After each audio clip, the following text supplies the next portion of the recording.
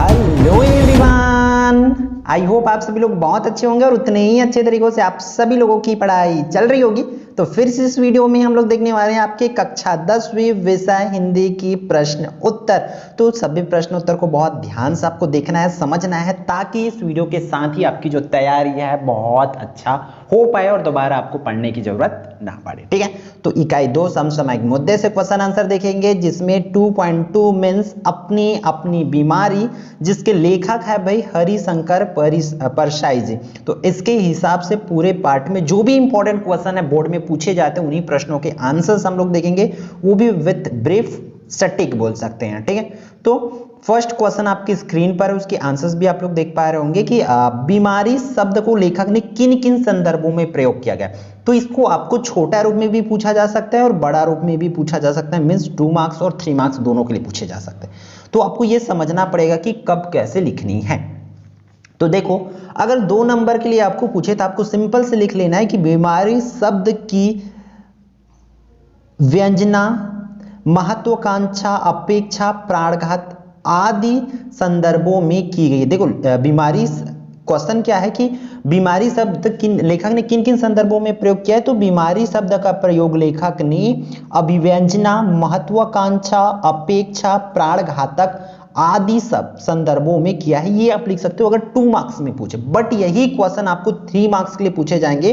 तो ध्यान देना, आपको इस तरीके से लिखना है कि प्रस्तुत पाठ के माध्यम से लेखक हरिशंकर परसाई जी समृद्धशाली लोगों पर तीखा प्रहार करते हुए कहते हैं, मतलब जो समृद्धशाली लोग हैं उन पर तीखा प्रहार करते हुए कहते हैं कि बीमारी समाज में व्याप्त हो रही है, जो सामाजिक ही नहीं अपितु राजनीतिक भी है।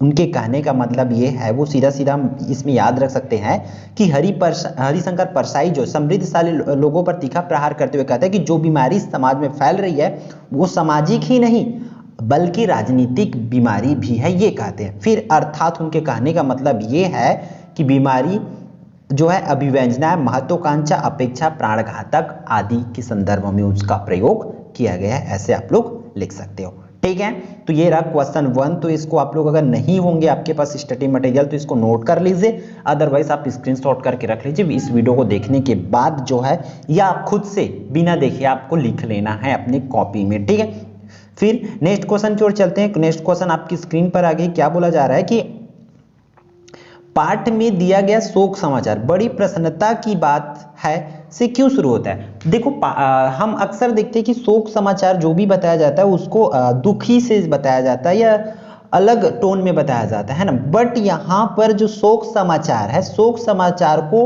बड़ी प्रसन्नता की बात है करके क्यों कहते हैं, इस चीज को आपको बताना है या क्यों शुरू किया गया। तो इसकी आंसर आपको इस तरीके से लिखना है कि लेखक ने टैक्स चोरी करने वालों पर व्यंग्य कसा है। ठीक है, वे समर्थ होते हुए भी चोरी करते।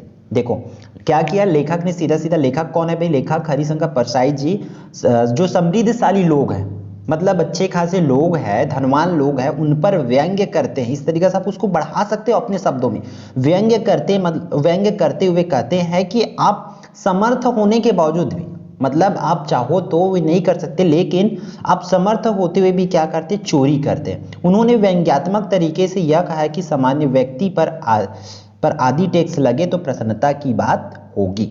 इसलिए उन्होंने कहा कि अगर एक नॉर्मल किसी एक सामान्य व्यक्ति पर भी इस तरीके से लगे टैक्स तो वो बहुत बड़ी खुशी की बात होगी, क्योंकि टैक्स किसी के ऊपर लग रहा है मतलब वो क्या है, समृद्ध व्यक्ति है, उसके पास काफी अच्छी खासी और उसकी आर्थिक कंडीशन है। ठीक है, इस तरीके से आप उसको लिख सकते हैं। और अपने शब्दों में भी इसको पढ़ने के बाद आप चाहो तो लिख सकते हो बहुत आसान से अपनी नॉर्मल शब्दों में, जैसे कि टैक्स चोरी करने पर व्यंग्य करते हुए लेखक कहते हैं कि टैक्स करने जो समृद्धशाली लोग होते हैं, अच्छे खासे घर के लोग होते हैं, वो भी टैक्स चोरी करते हैं।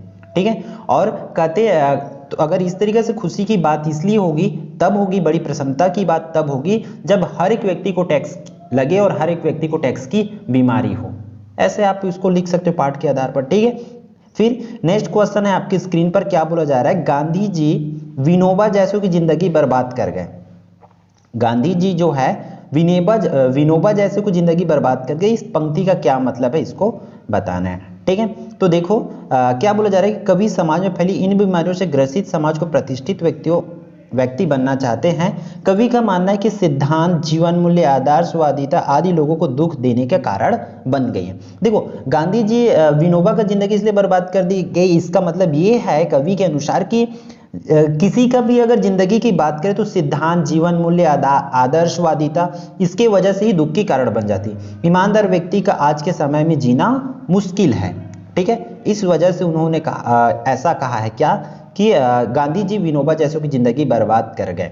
इसका मतलब ये है गांधी जी विनोबा जैसों की जिंदगी बर्बाद कर गए से कवि का आशा है कि आज के जमाने में जो ईमानदार व्यक्ति है, आप आसान भाषा में लिखना तो इस तरीके से लिख सकते हैं कि ईमानदार व्यक्ति का जीना जो है मुश्किल है। आज के जमाने में किसी जीवन मूल्य, आदर्शवादिता पर चलना भी बहुत कठिनाई है और चल भी सके तो हमारा जीना जो है मुश्किल हो जाएगा। इस तरीके से आप इसमें लिख सकते हो, ठीक है।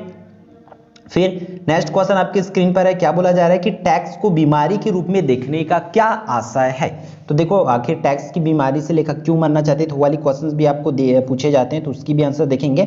देखो टैक्स पीड़ित को छुटकारा नहीं मिल सकता, इसलिए लेखक इसे बीमारी के मानते हैं। अब देखो टैक्स को बीमारी क्यों कहा गया है, यहाँ पर बीमारी है, ठीक है। टैक्स को बीमारी इसलिए कहा है क्योंकि अगर किसी को भी टैक्स लग रही मतलब वो उस बीमारी से नहीं बच सकते, इसलिए उसको बीमारी कहा गया, ठीक है। मतलब टैक्स से छुटकारा नहीं पा सकते इसलिए उसको बीमारी कहा गया।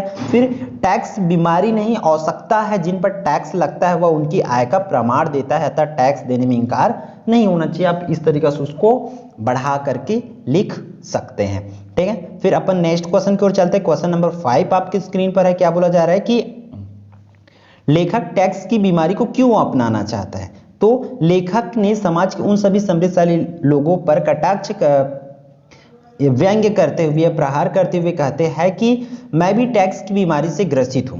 मतलब टैक्स की बीमारी मतलब होना मतलब उसकी आर्थिक कंडीशन अच्छा होना, मतलब उसके पास काफी धन होना, इस तरीके से आप उसको लिख सकते हैं। तो लेखक टैक्स की बीमारी को अपनाना चाहते थे, मतलब लेखक टैक्स की बीमारी को इसलिए अपनाना चाहता था क्योंकि वो भी क्या होना चाहता था, अपनी आर्थिक स्थिति को सुधारना चाहते थे। मतलब वो चाहते थे कि उनको भी टैक्स पटाना पड़े ताकि उनकी आर्थिक स्थिति सुधर जाए और साथ ही साथ उसके पास पर्याप्त मात्रा में धन हो, पैसे हो, ठीक है। इस तरीके से आप लिख सकते हो। तो इसमें जो लिखा है उसके हिसाब से भी आप फॉलो कर सकते हो। क्या लिखा है, लेखक ने समाज के उन समृद्धशाली लोगों पर कटाक्ष करते हुए कहते हैं कि मैं भी टैक्स बीमारी से ग्रसित हूँ, समाज का प्रतिष्ठित व्यक्ति बनना चाहता हूँ। उसका मानना है कि टैक्स के कारण उसके सामाजिक जीवन और आर्थिक स्तर जो है ऊंचा होगा, मतलब उसकी आर्थिक स्थिति में सुधार आएगा, इसलिए वो अपनी टैक्स की बीमारी को अपनाना चाहता है, ठीक। फिर नेक्स्ट क्वेश्चन नंबर 6 आपकी स्क्रीन पर है, क्या बोला जा रहा है, सबका दुख अलग अलग होता है, किस किस तरह के दुख के अनुभव आपने किए हैं। तो देखो इसकी आंसर्स तो आप अपने मन से लिख सकते हो इसमें, ठीक है। कोई व्यक्ति अपनी आर्थिक विभिन्नता से दुखी होता है तो कोई टैक्स देने के कारण, किसी के पास धन की कमी होती है तो किसी के पास वैभव विलास वस्तुओं की, कोई व्यापार में हानि से तो कोई बिजली बिल से, कोई महंगाई से। सबके दुख इस प्रकार अलग अलग होते हैं। तो इसमें आप देख सकते हो कि आप जैसे चाहो इसको, मतलब इस आधार पर ना एकदम आप जैसे चाहो बोलो। इसका मतलब ये नहीं कि आपको पूछा कुछ और जा रहा है बता कुछ और रहा है, ऐसा तो आपको नहीं करना है। आप लोगों को ध्यान देना है कि हिंदी है तो हिंदी में शब्दों की चयन सही से करोगे तब जाके आपको 75 में 75 मिल पाएगी। तो इस तो अपने हिसाब से लिखना है तो ये थोड़ी सी भी आप मतलब रिलेटेड करना ही पड़ेगा, ठीक है। तो क्या क्या देखियो, किसी के पास आर्थिक कंडीशन मतलब उसकी आर्थिक स्थिति होती है, कोई टैक्स की देने की वजह से किसी के पास धन की कमी होती है तो वैभव विलास की कमी होती है, व्यापार में हानि से, बिजली बिल से, महंगाई से। इस प्रकार से सबके पास अलग अलग प्रकार की क्या होती है, बीमारी होती है या बोल सकते हैं परेशानी होती है। हम भी इसी समाज का हिस्सा, इसलिए इन दुखों का अनुभव भी बखूबी किया है। दुखी सभी है किंतु उनके स्वरूप भिन्न भिन्न है। मतलब इस संसार में दुखी हर किसी के पास, लेकिन हर किसी को दुख का अलग अलग उनके पास कारण है। इस तरीके से आप इसमें लिख सकते हो, ठीक है। तो ये रहा इस पार्ट का 6 इंपॉर्टेंट क्वेश्चन। इन 6 क्वेश्चंस को आपको बहुत अच्छे से कर लेना है और नोट कर लेना है और इसके हिसाब से, और आपके पास जो भी स्टडी मटेरियल होगा अगर आपने उसको पहले से पढ़ रखा है तो उसके हिसाब से भी कर सकते हो, ठीक है। तो आई होप ये पूरे वीडियो आपके लिए यूजफुल होगा, तो वीडियो को लाइक जरूर करेंगे और यदि आप लोग चैनल पर नए होंगे तो चैनल को सब्सक्राइब कर लेंगे, ठीक है। तो फिर मिलते हैं आने वाले इंपॉर्टेंट वीडियो में। जय जोहार, जय छत्तीसगढ़।